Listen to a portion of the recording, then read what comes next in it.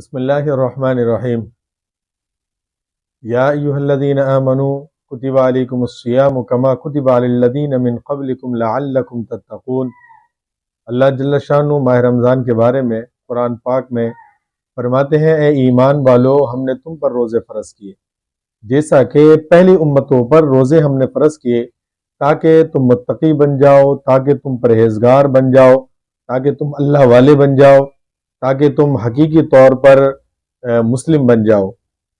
تو اس آیت کے اندر اللہ رب العزت نے جو بتلایا کہ تم پر ہم نے روزے فرض کیے، پہلے والی امتوں پر بھی اللہ رب العزت نے روزے فرض کیے۔ اس کے اندر حکمت کیا ہے کہ پہلی والی امتوں کا حوالہ دینا۔ ایک حکمت اس کے اندر یہ ہے کہ یہ اتنا مشکل امر اور اتنا مشکل کام نہیں ہے جو تم رکھ نہ سکو اور اس حکم کو تم بجا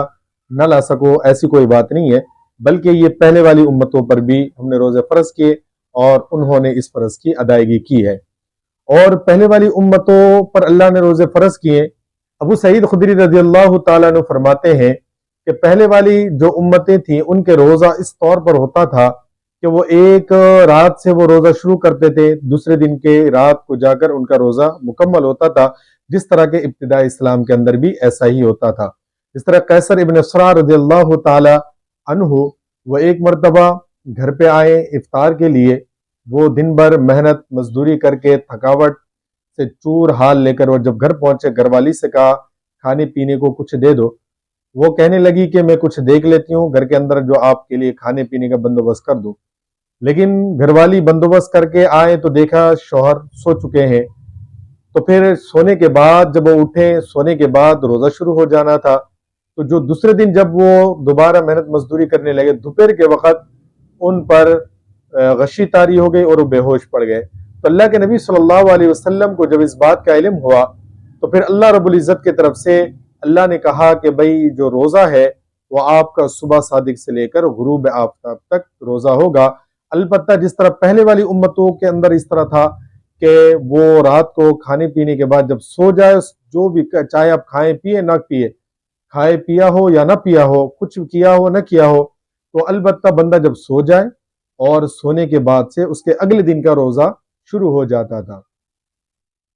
یا ایھا الذین آمنوا کتب علیکم الصیام کما کتب علی الذین من قبلکم لعلکم تتقون، کہ پہلے والی امتوں پر بھی روزے فرض کیے گئے۔ یہ روزے فرض کرنے کا یہ نفس وجوب اور نفس حکم کے بارے میں ہے، اس کی ہیئت وہ پہلے والی امتوں پر کتنے وقت تھا اور کتنے ایام تھے اس سے سروکار نہیں ہے، البتہ نفس حکم اور نفس وجوب کے بارے میں جس طرح پہلے والی امتوں پر روزے فرض کیے گئے، اس امت محمدیہ پر بھی فرض کیا گیا۔ لیکن علماء فرماتے ہیں کہ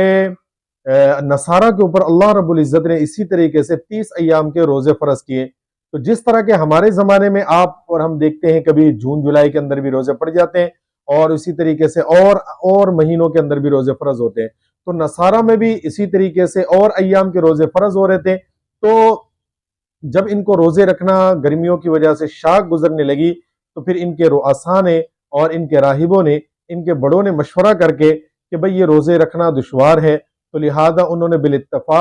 اتفاق رائے سے انہوں نے کہا ہم ساون کے مہینے میں، برسات کے مہینے میں ہم روزہ رکھیں گے۔ البتہ یہ ہے کہ اس کے کفارہ کے طور پہ 10 روزے انہوں نے بڑھا لیے، یعنی 40 روزے ہو گئے۔ اور اس کے بعد ان کے زمانے کا جو بادشاہ تھا وہ بیمار ہوا، اس نے کہا کہ بھئی اگر میری بیماری سے صحت ہو جائے تو فدیہ کے طور پہ، کفارہ کے طور پہ انہوں نے کہا کہ 1 ہفتے کے روزے انہوں نے اور بڑھا دیے۔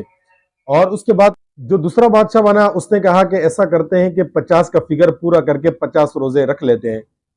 اور امام مجاہد رحمۃ اللہ علیہ اس کے بارے میں فرماتے ہیں کہ انہوں نے 30 روزے پر 10 روزے تو بڑھا دیے کہ چلو ہم برسات کے موسم میں ساون کے مہینے میں ہم رکھ لیں گے، ہمارے لیے آسانی ہے۔ اس کفارے پر انہوں نے 10 روزے بڑھا کر